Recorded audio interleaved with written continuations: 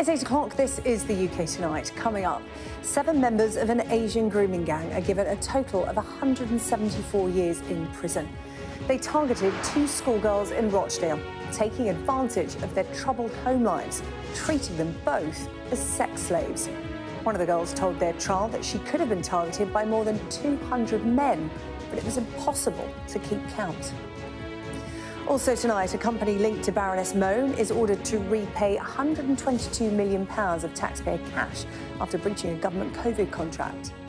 PPE MedPro, led by Baroness Moan's husband and awarded the contract on her recommendation, was accused of providing 25 million faulty non-sterile gowns to the NHS. The couple have described today's judgment as all too predictable and a travesty of justice. Plus, tributes to British zoologist Dame Jane Goodall, considered the world's foremost expert on chimpanzees, who has died at the age of 91. And we will defeat obesity with weight loss jabs. As the Health Secretary vows to open up access for millions of patients, we'll discuss claims that the injections could save the UK economy £52 billion.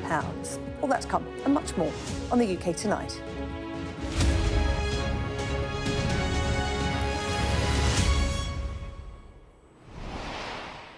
A woman who fell victim to an Asian grooming gang as a child has urged other victims to come forward. This is after her abusers were jailed for a total of 174 years. The 7 men used 2 girls from Rochdale as sex slaves for 5 years, taking advantage of their troubled home lives and the complacency of the authorities that should have protected them. One of the girls says she could have been targeted by more than 200 men, but admits it was impossible to keep count. Shockingly, the other girl was described in social services records as having prostituted herself at the age of just 10. Our North of England correspondent Katerina Vittozzi has this report. Do you recognise that female? No. The judge called him the grooming gang's boss man, who's never shown any remorse. Today, Mohammed Zahid was jailed for 35 years for grooming 2 teenage girls, raping them and passing them around for sex with others back in the early 2000s. The court here in Manchester heard how Mohammed Zahid had a market stall in Rochdale where he sold underwear. It's where he would meet his victims, giving them free underwear and then things like cigarettes, alcohol and drugs, grooming them and building an expectation from them that they had to have sex, not only with him, but his friends.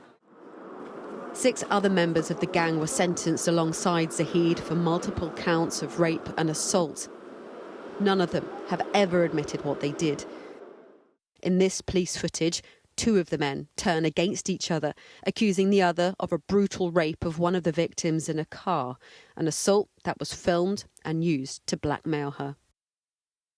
At the time, the 2 victims were just 13, both highly vulnerable, known to social services, in and out of care. The judge said the men exploited that vulnerability and used the girls as sex slaves. Outside court, statements were read out on their behalf. My childhood was taken away from me by these men. I should have been out with friends, playing in parks and being innocent, hanging around on the streets, enjoying my childhood and creating memories I would be able to cherish and look back at as an adult. However, my life was far from that due to these men. Instead, it was based on being taken to addresses by men, being plied with alcohol and drugs, raped and then being made to feel worthless. I have felt shame and guilt all my life for what these men did. I still suffer with social anxiety. I am unable to trust anyone and I cannot take people at face value. I have no expectations of anyone. During the trial, social services and the police apologised for past failings, for not acting when the victims told authorities what was happening. As a country, we still have a long way to go to put victims at the heart of these cases because they always suffer the most. The quicker we can do these things, the more effectively first-time interviews they do, then the easier the toll is on their mental health. Everything that can be done to help them should be done. In court, the judge addressed Zahid directly. He said at the time the victims were young girls. They would have been terrified at what was happening to them. You, Mohammed Zahid, he said, simply didn't care. Katerina Vittozzi, Sky News in Manchester. British conservationist Dame Jane Goodall has died at the age of 91. Considered the world's foremost expert on chimpanzees, she was a true pioneer both as a female scientist in the 1960s and for her work studying the behaviour of primates. Dame Jane Goodall drew the public into the natural world, bringing her beloved chimps into their lives through their TV screens. Louis Leakey sent me to Gombe because he believed that an understanding of chimpanzees in the wild would help him to better guess how our Stone Age ancestors may have behaved. It had long been thought that we were the only creatures on Earth that used and made tools. Man the toolmaker is how we were defined. And here was David Greybeard using a tool. Well, let's get more now from our correspondent Alice Porter. And Alice, Dame Jane Goodall, as part of her foundation that she set up in her name, spent most of her time travelling the world, spreading the message of conservation. It was during a speaking tour, doing just this in California, during which she passed away. Yeah, that's right. It was in California that she passed away, we understand, from natural causes. But my goodness, what an extraordinary life she had. And it's really an understatement to say that she really was a legend. That clip that you just played there was really quite revolutionary when it came to our understanding of chimpanzees, because it showed for the first time ever a chimpanzee using a stick as a tool, using it into the ground to try and get termites. Now, that is something that had never been witnessed or recorded before. So it really was quite a revolutionary understanding for chimpanzees at the time. And it was up until then, it was only thought that only humans would be intelligent enough to do something like that. So her observations, needless to say, brought national and international attention. In 1965, she made the front cover of National Geographic, and she really very much showed how chimpanzees are not that different to humans. But her journey to becoming such a renowned wildlife expert, such a renowned zoologist, was not an easy one. She couldn't afford to go to university, and it was in fact an invitation from a friend to Kenya that really began this path for her. After saving up money for the journey by boat, she arrived there in 1957, aged only 26.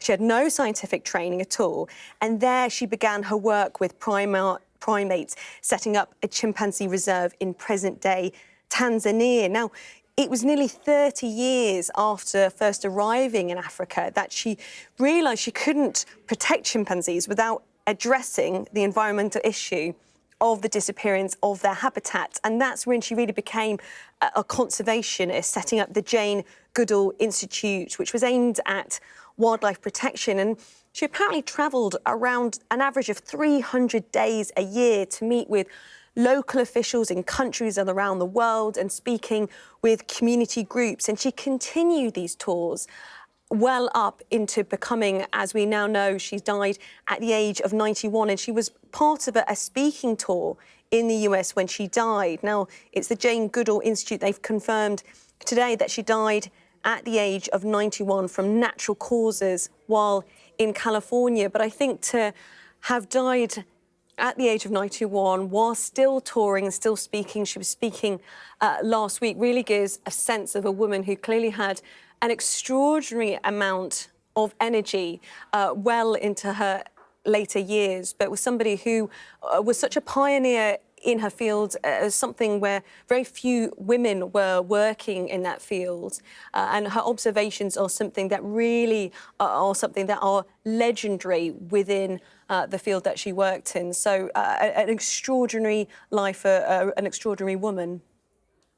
Yes, a true pioneer. Alice, thank you, Alice Porter there. Let's bring in naturalist and broadcaster Chris Packham, who knew Dame Jane Goodall. Chris, thank you so much for coming on to pay tribute to her. Such a remarkable life and legacy. We were just hearing some of it there from our correspondent Alice Porter. It's hard to know where to begin. Perhaps you can first give me your thoughts on her life. As I said, you knew her. Well, I met her on a number of occasions because we shared platforms to advocate for conservation and protection of the environment, and that's something that came to Jane later in her life. Her initial fascination based around the chimpanzees in Gombe had produced groundbreaking research, which was astonishing. She didn't have an undergraduate degree, and she later went back to Cambridge and did her PhD there, one of only a handful of people at that point who had been accepted to take that route into science, if you like. But I think it speaks more of her determination. You know, she got on the boat, she went to Kenya, she rang Leakey, she got a job in the forest. She did everything her way and with enormous amounts of energy. And then when it dawned upon her, as it's dawned upon all of us, that, you know, aside from just generating an understanding of or an admiration for life, such as her chimpanzees, we have a duty to protect it. And she leapt into that with gusto. The Jane Goodall Institute is world renowned. She's used her voice calmly and in a dedicated fashion to speak up for life on Earth against all of the threats that it now faces. And in many ways, you know, Jane has just died on the job, the job that her life became, and that was protecting life on Earth. Yeah, she had such hope for the natural world in the face of, as you well know, Chris, so many obstacles and such destruction of the state of the natural world that, you know, she travelled more than 300 days a year, you know, spreading the word, talking and trying to educate people. And you talk about when she first started out in the 60s, she only had a secretarial qualification. People laughed when she said she wanted to go and live with wild animals and study them. Yet she discovered something about primates that we take for granted now and, you know, talk about commonplace in schools and, you know, when we go to zoos or see these TV programmes, that, you know, chimpanzees are social. They're very much linked to humans. All the knowledge we take for granted now. She was the first to discover that, to see it firsthand. Well, she took a different approach. She immersed herself in their society. She sat on the forest floor in Tanzania as part of that group of chimpanzees. She knew them all as individuals. She knew their personalities. She watched them grow and mature and watched those personalities change. And as a consequence of that, she was able to record things which had probably been glimpsed before, but certainly never documented in the way that she was able to do so. She drew attention to the fact that they were tool users. Up until that point, it was thought that we, humans, were the only tool users. We've subsequently learned that there are other animals too that frequently use tools. But she also revealed the dark side of chimpanzees, a comparison that she drew with the dark side of humanity. She watched the females killing other females young. She witnessed cannibalism.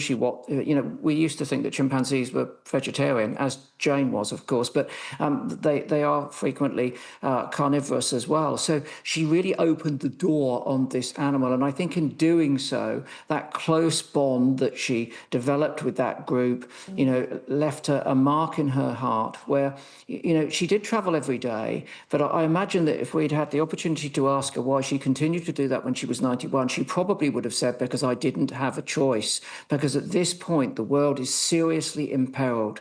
We have political issues all over the world. We have the ongoing exploitation of fossil fuels, the continuation of animal agriculture, which threaten us. And Jane spoke on all of these issues, but she did it in a way which was different than others. She did it in a very calm, measured, calculated fashion, and she was able, therefore, to meet her audience gently and really able to get her point across. A remarkable woman, and at a time when we need all of those campaigners, all of those people with voices as powerful as hers on the front line, protecting life. This is a very, very tragic loss. Yeah, very much so.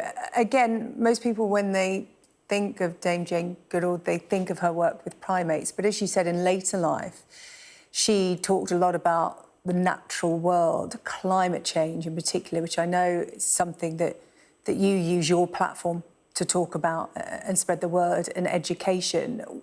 In your meetings with her on those kind of topics, what kind of conversations did you have? What was she talking to you about? What were her major concerns and the message she wanted to get across? About meeting that mission. That was it, basically. It was about the urgency and about how we could use our motivation, our love for life, something which, she, Sir David, myself, many others share, but how we could make sure that we modified the way that we delivered our message to get the maximum effect. And there are a portfolio of means of capturing people's attention and drawing them urgently to that need to protect life on Earth. And hers had a particularly, beautiful way of delivery. She was a wonderful... She just had that twinkle in her eye. Whenever I saw Jane, and very often I would see her without having the opportunity to speak to her, we'd be at an event, we'd both be trying to do our own thing, but the twinkle in her eye would be there across the whole room, and that sparkle, burns so bright from those formative experiences that I think she probably had in the African bush. And it's that was probably that love that was the fuel that kept her going so strongly right up until the end of her life. But as I say, at this point in time, we are in deep, deep crisis, and we all have to use our voices to try and affect change as rapidly as possible. And we've just lost a very important voice indeed, and that is a big worry. Yeah, like you said, she wanted to talk about the urgency, but her message was always one of hope. Like you said, you mentioned yourself, Dame Jane Goodall, Sir David Attenborough, all very different styles of communicating about the natural world and the challenges facing it. Jane always had an optimistic view, which, you yourself, I'm sure, at times is hard for people to see, given what we are now privy to through documentaries like the ones you make and others. But she always had that hope and optimism in her message. Well, we do have at our disposal an enormous capability to, stop the problem, to repair, restore, reinstate the natural world. We have learned to understand what those problems are. We've identified them. In many cases, rather than focus on the problem, we've also focused on the opportunities that dealing with it, offers us. When it comes to fossil fuel usage, we have alternatives. We have renewables. We have wind. We have solar. We're working on wave. There's real hope there. What's frustrating is that all of those tools, if you like, are in the box, but the world leaders are not taking them out and using them. And that's what we, as advocates for life, those of us who get up in the morning and whose spirits are uplifted by the simple engagement with the song of a bird, the colour of a leaf, or the tickle of a chimpanzee's finger, have to do at this point. We're not lost, but we're in danger of losing unless we act very quickly. And Jane understood that. That's why she was on the road until she was 91 years old. She couldn't give up, because give up is to lose everything, and we simply can't afford to lose it. Chris, it's a powerful message. Thank you so much, Chris Packham, there reflecting on the life and legacy of Dame Jane Goodall. A quote that caught my eye today about our changing world from Dame Jane Goodall. You cannot get through a single day without having an impact on the world around you. What you do makes a difference, and you have to decide what kind of difference you want to make. Dame Jane Goodall, who has died at the age of 91. Now, in other news, a company linked to the Conservative peer, Baroness Mone, has been ordered to repay the government £122 million for breaching a contract to supply PPE during the pandemic. PPE MedPro, led by Baroness Mone's husband, Doug Barrowman, was awarded a contract to provide 25 million surgical gowns, later judged to be faulty, after she recommended the firm to ministers. Our business and economics correspondent Paul Kelso has this report. It's May 2020, the first wave of COVID-19 has hit and the NHS is scrambling for PPE. In the House of Lords, a Conservative businesswoman, Baroness Michelle Mone, sees an opportunity. Using her political contacts, including former Minister Michael Gove, she recommends a company set up by her husband to a VIP fast lane for PPE procurement. PPE MedPro won more than £200 million worth of contracts, but 25 million sterile gowns were unusable. Almost 5 years on, the High Court has ruled the company was in breach of its contract and must repay £122 million. COVID family campaigners welcomed the ruling. Really pleased. It really needs to be. It needs to have happened. That PPE and that money spent while we lost our loved ones and we couldn't visit our loved ones because there wasn't PPE to visit them while they were dying. and they've profited from this. They shouldn't have profited. They've taken taxpayers' money, and it needs to all be reclaimed back. The couple reacted furiously, insisting they are the victims. On social media, Baroness Moan called the ruling an establishment win, and in a statement her husband Doug Barrowman said it was a travesty of justice. But a Labour government that pledged to pursue COVID profiteers was quick to celebrate. This is an independent decision from the High Court, and I'm pleased with their decision because they should never have got their hands on this money. And during the pandemic, people made huge sacrifices, separated from their families and loved ones, and yet at the same time, people like Michelle Moan and her company, her husband's company, profited on the back of that misery. For almost 3 years, Baroness Moan and Doug Barrowman denied any connection to PPE MedPro, while she continued to share their luxurious lifestyle online, only admitting their links after they were revealed by journalists. I regret not saying to the press straight away, yes, I am involved. Yeah. And the government knew I was involved, and the emergency team, cabinet team knew I was involved. If this ruling is clear, getting the money back may not be. Doug Barrowman and Michelle Moan have admitted making more than £60 million in profits from PPE MedPro's COVID contract. But a day before this judgment was handed down, the company filed for administration with assets of less than £700,000. The judge has given it just 2 weeks to pay in full, and the Department of Health here has instructed lawyers to try and help it recover every penny. The National Crime Agency is also investigating PPE MedPro's COVID deals, and some of the couple's assets, including bank accounts in the Isle of Man, have been frozen. Michelle Moan, the lingerie entrepreneur who reached the Lords, remains a peer, but still faces a standards investigation. Hers a tale of rags to riches, accumulated at the taxpayer's expense. Paul Kelso, Sky News. Well, Paul joins us now. Paul, what does happen next then? How likely is it that the government will get this money back? It's a good question, and I think on the face of it, options are limited. The judge has given 14 days, 2 weeks, for PPE MedPro to pay back all £122 million. But PPE MedPro, which, remember, was incorporated on the same day that Michelle Moan recommended it to the government's fast-track VIP lane, so it didn't exist before she suggested it would be the perfect place to buy PPE. Well, the day before this judgment was handed down, yesterday, it filed for administration, citing assets of only £666,000. So while it won contracts worth £202 million from the Department of Health, and Doug Barrowman and Michelle Moan have accepted that profits of £60 million were extracted, none of that money remains in PPE MedPro. It's been reported that about half of that £60 million has been passed to a family trust that will ultimately benefit Michelle Moan and her children.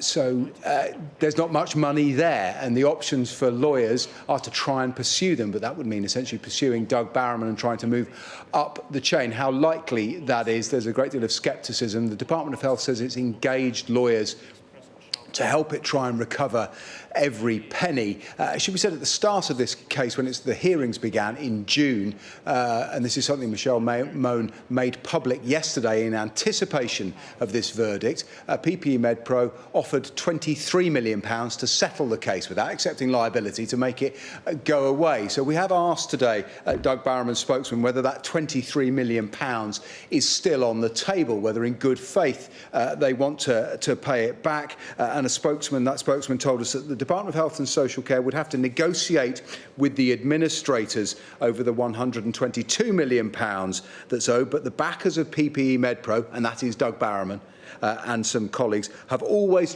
tried to negotiate with DHSC, and they are happy to engage. It would be a significant show of good faith for that money to be paid back. £75 million of their assets are currently frozen by the National Crime Agency. That investigation continues.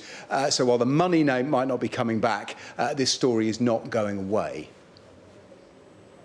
Paul, thank you. Still to come on the UK tonight, as the Health Secretary says weight loss jabs could help finally defeat obesity. We'll be discussing research that suggests the injections could save the economy £52 billion.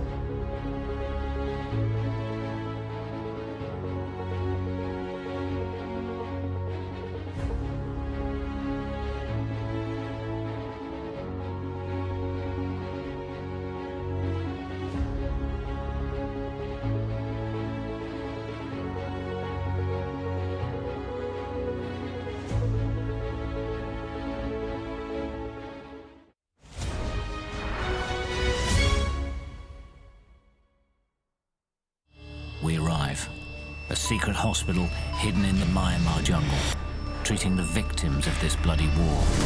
This is Myanmar today. Its military rulers don't want the world to see, but we have. I fight for my own future. I fight for my generation's future. This is an actual crime. They don't care for that. Myanmar army is only a couple of kilometers away. So this is a major humanitarian disaster.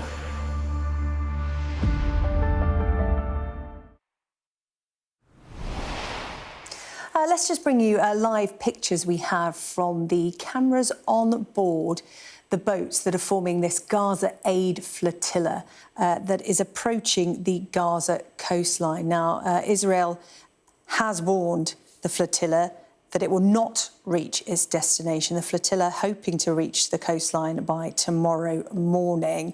Israel warning the flotilla to change its course. We are expecting some kind of interception by Israel as that flotilla of boats gets closer to the Gaza coastline. But these are the live pictures we have on board the boats at the moment. All the occupants looking very calm as they approach the waters there. Israel has previously said it will not let this flotilla reach its destination. It's already blocked 2 attempts, you may remember, by activists to deliver aid by ship to Gaza. Those 2 flotillas in June and July. This latest group consists of more than 40 boats and 500 people, amongst them the climate activist Greta Thunberg. We'll continue to monitor their progress here on Sky News and bring you updates as and when. Now, the Health Secretary has said that weight loss jabs could be the key to tackling the obesity crisis. Speaking at Labour's annual conference, Wes Streeting said money shouldn't be a factor and that the drug should be more readily accessible on the National Health Service. The Tony Blair Institute has previously said greater access to these drugs could save the UK economy up to £52 billion over the next 2.5 decades. Let's talk about this in a little bit more detail now. I'm joined by Dr. Charlotte Refson, who is Director of Health Policy at the Tony Blair Institute for Global Change. Good to see you. Thank you so much for coming in. We talk about these weight loss drugs a lot here on Sky News, and it is always in reflection of people's health. But this pivot today is to focus on their benefit to the economy. Talk to me about what you've been researching and what you've uncovered.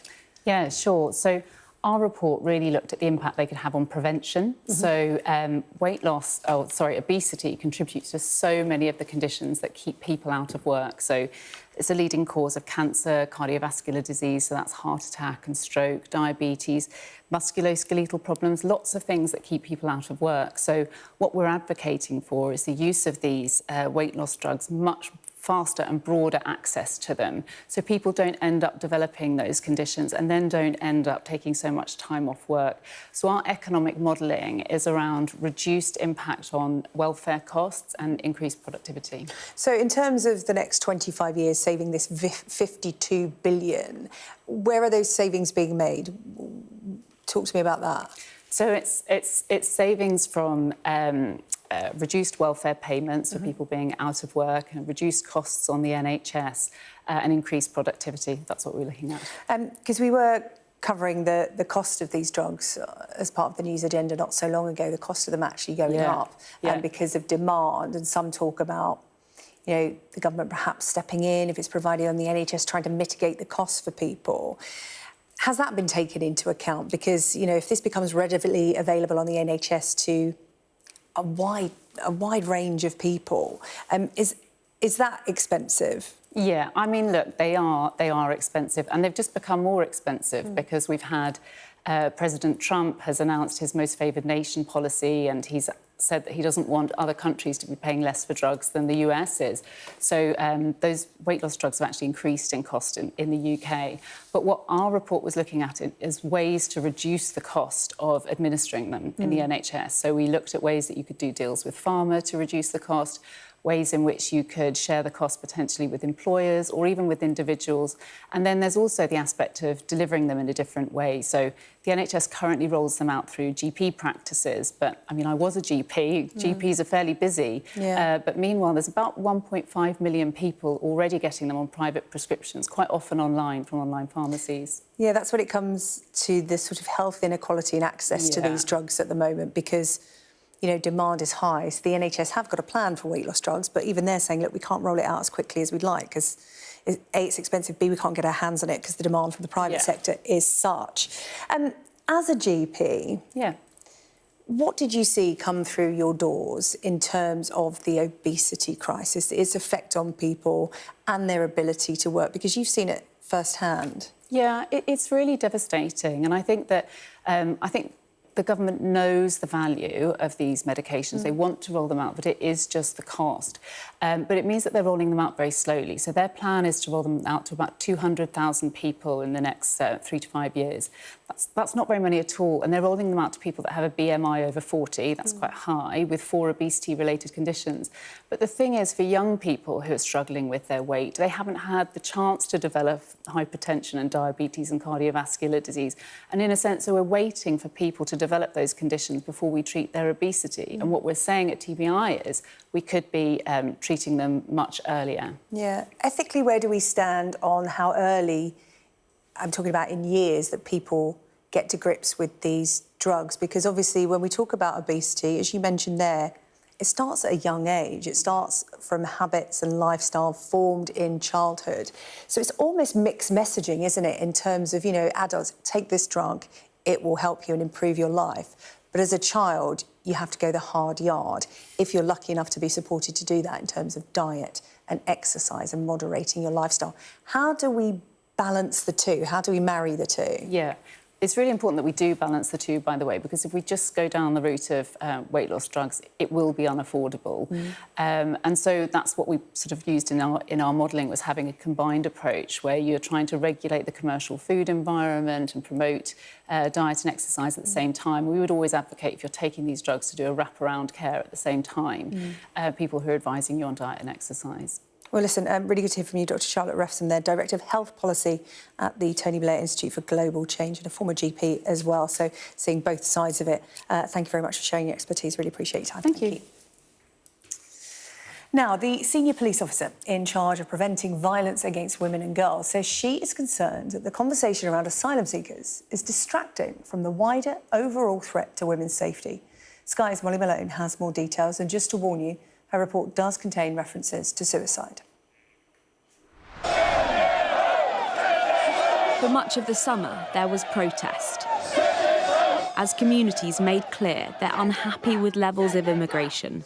There was also this, as an asylum seeker was convicted for the sexual assault of a 14-year-old girl in Epping.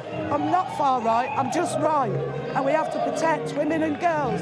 And with the protest came the politics. Young, undocumented males who pose a risk to women and girls. This is a border security crisis, but it is also a public safety crisis, especially for women and girls. Now, the officer responsible for policing violence against women and girls has expressed concern about the conversation. You hear a lot about small boats and asylum seekers and the threat to women and girls, and certainly that is how many people are feeling in communities at the moment. What do you make of that political conversation? I'm concerned that the message could get missed in the current political discourse, which is, where does the real threat come from?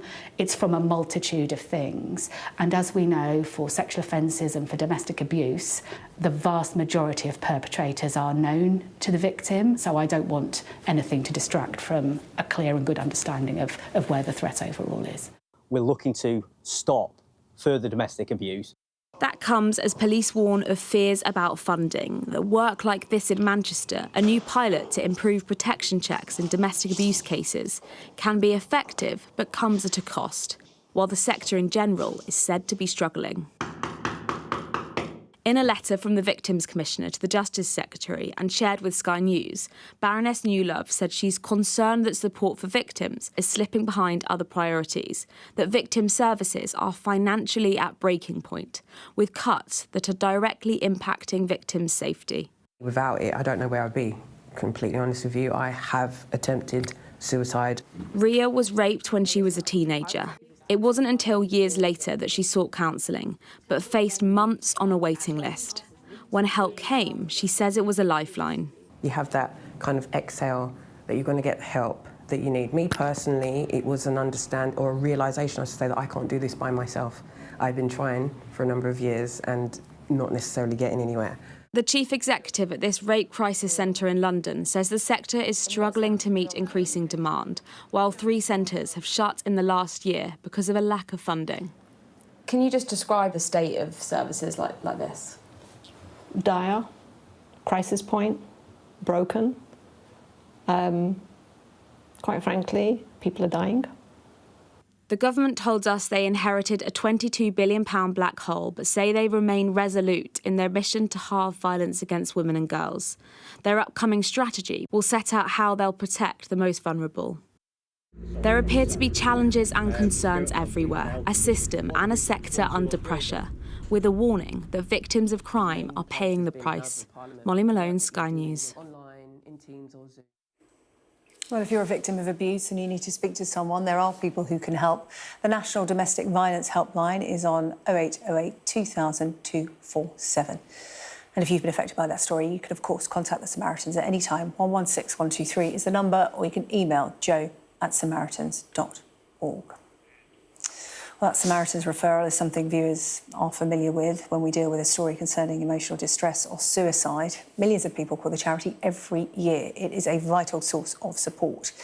The Samaritans relies on around 23,000 trained volunteers, but there are concerns that the service could be impacted by a decision to close branches across the UK. Well, I'm pleased to say that Liz Skeet, Director of Operations at the Samaritans, joins us now. Liz, thank you so much for coming in. This is a story that caught our attention at the end of last week here on Sky News, this closure of centres, local centres of Samaritans across the UK, and we did a report about it over the weekend. What's happening? Why are you closing branches? So all the changes that we'll be making, working really closely with our volunteers, are directed towards making sure that we can improve our life-saving service even more. As you said, we respond to millions of calls a year, over 3 million last year. We are a vital lifeline. And our volunteers do incredible work throughout the 24/7 cycle. But what we find is that we cannot answer calls quickly enough at night time. And bearing in mind that the people who are contacting us are often in extreme distress, including some who have got suicidal thoughts and sadly sometimes in the process of actively taking their life, it is really important that we can respond quickly. We are working with our volunteers to make sure that we can reorganise our services. We're going to take a regional approach. We know that our volunteers have a huge amount of experience and commitment and insight, and we will be working with them to make sure that we can scale up some branches.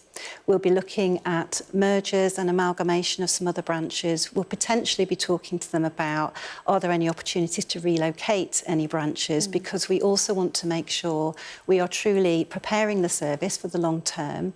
We need to protect the service and we need to strengthen it, and part of that is about making sure that we have branches in locations where we know that we can continue to attract and retain volunteers as well. Yeah, you've consulted with the volunteers to ask them what they want to keep them volunteering, because, you know, you operate on goodwill. They go through the training and they do this in a voluntary role, and you want to attract more volunteers. You know, 23,000 answering more than 3 million calls a year.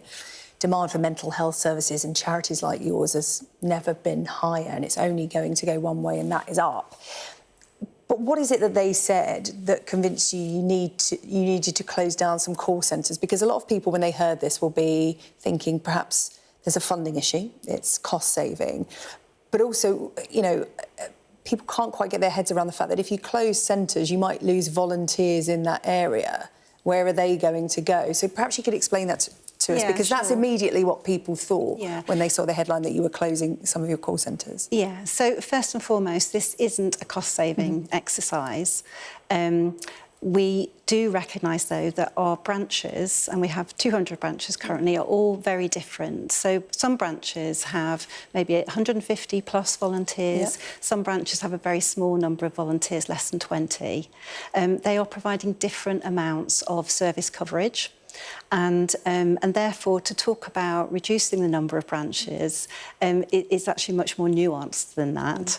So you won't be losing any volunteers, or is there a danger that you might lose some? There is, sadly, a risk that we will lose some volunteers. And I do want to thank every volunteer for what they have already provided to our callers. And we hope that volunteers will listen to what we have to say and continue to engage in the planning so that we can really reorganise how we do things in a way that is most effective for our callers. So you might lose some volunteers, but you are trying to restructure in terms of making the Samaritans work more efficiently, and like you said, being able to answer more calls, but also attracting new volunteers. So how is this new way of working going to do that? So with some larger branches, we know that we can have more volunteers working together on a shift at any point in time. Whereas at the moment, lots of our branches only have 2, sometimes 3 volunteers working together, and that will be replicated across the country, different parts of day and night. However, those shifts are actually really vulnerable to one person or 2 people needing to pull out at short notice. That takes out hours of responding to calls, and that might happen across the UK every day. Whereas if we have larger branches, and we know from some of our existing larger branches this can work really well, you can have a bigger number of people working together. It makes that shift much more secure and reliable, and therefore we know that we can be more confident we've got that service available. Yeah. And for callers, they should be able to feel that when they pick up the phone, and it's a very brave thing to do that sometimes, that they will be able to get through. Some of the work that we have done with our lived experience focus group, so this is people who have experience of suicidal thinking, for example, or self-harm, have told us that if they can't get through, it often makes them feel worse. Yeah. And 50% of callers will abandon the call if we don't pick up in 10 minutes. And that's exactly what you don't want. In terms of this reorganisation, you're also adapting to the modern world in terms of, we all know what hybrid working is now, working from home. If you are good enough to volunteer your time, you really want to do that, but sometimes you cannot get to a call centre for whatever reason. So you're talking a lot more about remote volunteering, and you're also talking about expanding online chat, because there is a certain demographic of the population now, younger, who don't pick up the phone. They communicate on keyboards, and you're seeing an increased demand for that. That's right. So we really do want to focus on building our online chat service. That has been growing gradually over a few years. And we also get younger people tending to use that. We know that there is a bigger growth demand for that, and we expect that to happen. So that's something that we want to offer as an opportunity to volunteers as well, so that more of those can engage in that way.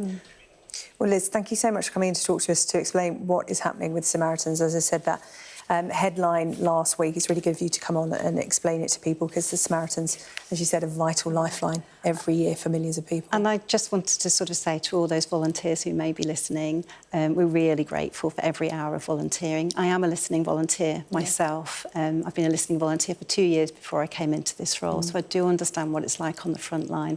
But most importantly, I want to reassure anybody who needs our support that we are there for them 24/7, and we always will be. Brilliant. Liz, thank you so much. Thank you. Liz Skeet there, Director of Operations at Samaritans. Thank you. Still to come on the programme, why a ban on cricket at a village in Essex has left one team completely stumped. And how Newcastle turned on the style to earn their first win in the league phase of the Champions League.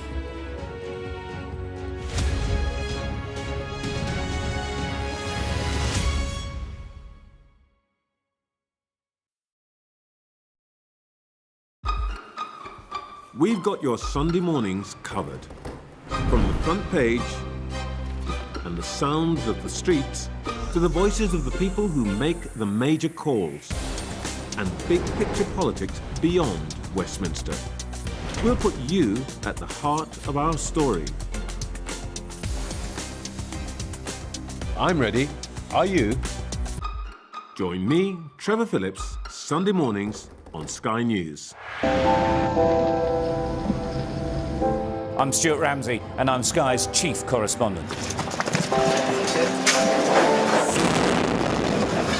An enormous explosion has just come down. I think it was a monster's just landed in between us. Hundreds and hundreds of people hoping to get north, ultimately to get to the United States. It's a border where they're not welcome, yet they keep coming. saw snatch squads going in, grabbing people, taking them out and putting them into trucks, but taking them away. They make about 50 kilos of fentanyl a week. It's incredibly dangerous and toxic stuff. There's been an upsurge in deaths. The fighting between the gangs is getting more and more vicious.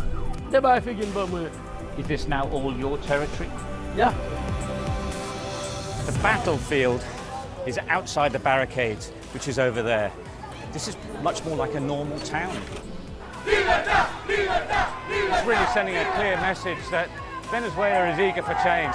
We're being crushed. Free from wherever you get your news. We are in the middle of a forest, in a jungle really, and they're attempting to keep these men alive. This is real, hardcore emergency medicine. The information on this could bring down the entire network, not just in Iraq and Syria, but across the world. Sky News, the full story first. Hundreds of thousands of people have been using the beast for years to traverse Mexico, but it is really dangerous. Many people have died riding it.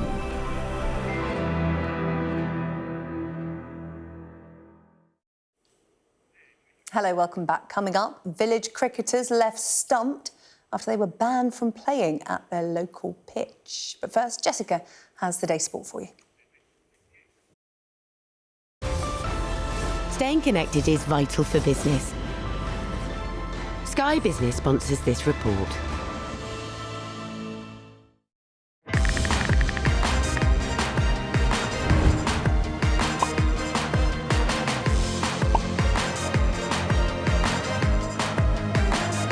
Sky Mobile sponsors the transfer window on Sky Sports News.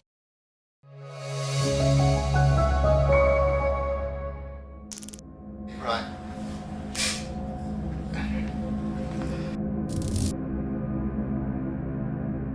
Jimmy Floyd Hasselbank was all smiles with his teammates today, but his future still seems somewhat uncertain.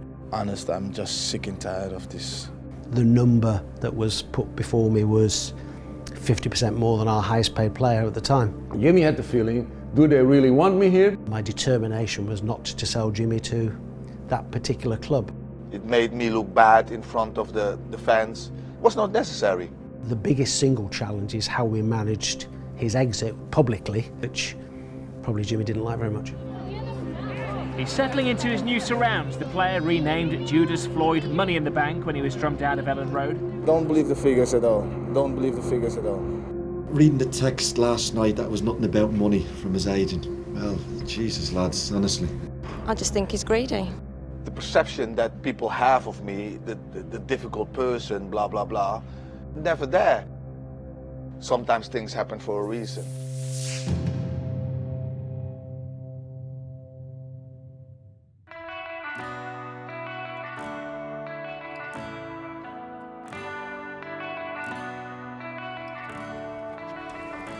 Another day, another summer signing. The delightfully named Gerald Floyd Hasselbank from Boa Vista. Jimmy to his pals. Have you heard about people like Billy Bremner and Norman Hunter and things like that? No. You never heard of them? No. You'll find out about them. Yeah, I will find out, but I never heard of them, no. Now, they tell me you put Jimmy. They call you Jimmy and that's it, is that right? Yes, they call me Jimmy in Portugal and that's it. I think in the beginning of the season I'm gonna learn about the English football. But I want to make the best of it and score so much goals as possible. Well, he finished second top goal scorer in Portugal, so he looks as if he's a finisher, which we were lacking goals last season. We'd been out to look at Bruno Ribeiro. We signed Bruno Ribeiro and Jimmy Floyd Hasselbank. It was £2 million and he was an unknown. And you think to yourself, is that money well spent? Nobody had heard of him.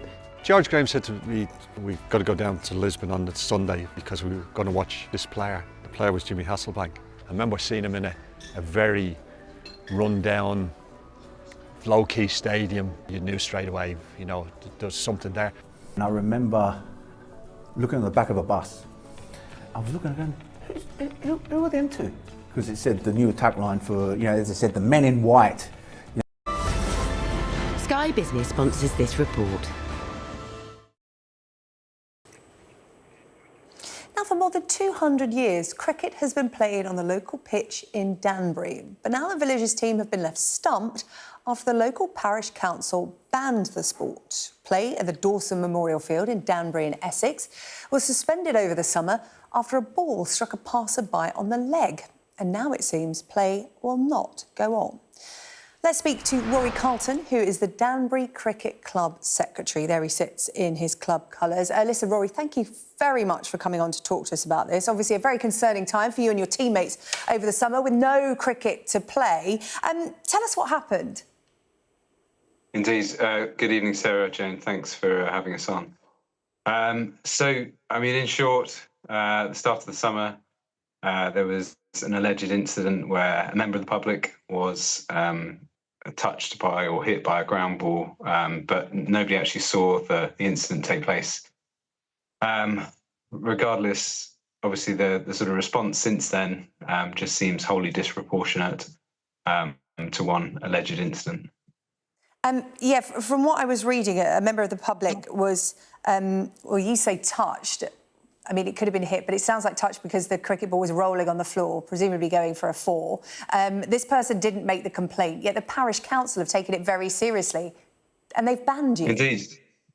Indeed, absolutely. So they moved pretty quickly within a few days to suspend all cricket at Danbury. There's 3 teams that play there, none of whom are now able to play, and unfortunately, we're without a ground to play at permanently. Very, very quick turn of events from the council. We've obviously tried to work with them over the summer and since the end of the season, but we've been sort of consistently foxed, and we're unable to restore cricket to the village, unfortunately. Yeah, so it's an outright ban, but I understand that other sports are able to continue on that green. That's right, yes. There's a thriving football club. We raised the parallels many times with the council. That I often see balls going over onto the A414, the local road. It could cause an accident. You can sort of extrapolate this out to any activity, really. You can't protect everyone all of the time. So what happens now? Are you just going to become a travelling cricket team, or are you taking the fight to the parish council? What are the next steps? We've got some good public support. A lot of response from the sort of cricketing world. But I think we're very stuck. We've got a ground that we're playing out 45 minutes away, with fairly severe repercussions for the team. Myself haven't played a single game this summer, just because of the extra time involved. So we're on the hunt for a new ground, but I think crucially as well, it's almost turning into, we just don't want this to happen to any other club, any other cricket team that plays on public land. You could construe it as an attack on community sport, and it could spread out beyond there. Yeah, I mean, the parish council have said for safety you can put up 20-metre nets, but even that's been refuted. So even the solution that the parish council have tried to meet you halfway on actually can't happen. Is that right? Yes, yeah, as hard as it is to believe, sort of Kafkaesque scenario where we had this report done, 20-metre high nets, which I couldn't quite envisage, but it's the same height as the Great Sphinx in Egypt, a cost of £150,000. And then, subsequently, the sort of message or decision was, you have to have nets, but we're not going to let you have nets because of the planning implications and area of outstanding national beauty, which I totally agree. I think it's all just completely blown out of proportion from what's really one incident. Yeah, Rory, when you say you've been completely foxed, you've explained in great detail and helped us understand why. I mean, you're obviously now hoping for a change of heart from the parish council. Village cricket, sort of, right at the heart of village life, particularly over the summer period. You're sort of going into a period where it's long, dark nights, there won't be much cricket play, so hopefully it'll get sorted out by next summer. Please stay in touch and let us know how you get on. Hopefully somebody watching tonight might be able to get in touch with you to offer some advice about what can happen next. Rory Carlton from Danbury Cricket Club, thank you. The local council have responded to us here at Sky News saying that this decision was based on advice from professional and legal advisors. This is a statement from Danbury Parish Council. The Parish Council held a number of meetings which included representation from the cricket clubs and the Essex Cricket Board, and was advised by the Essex Cricket Board that it should adhere to and follow the advice in the report, namely that 20-metre high nets should be installed. At the Parish Council meeting on the 24th of September, the Council agreed that adult hardball cricket would not be played on the cricket wicket for the foreseeable future.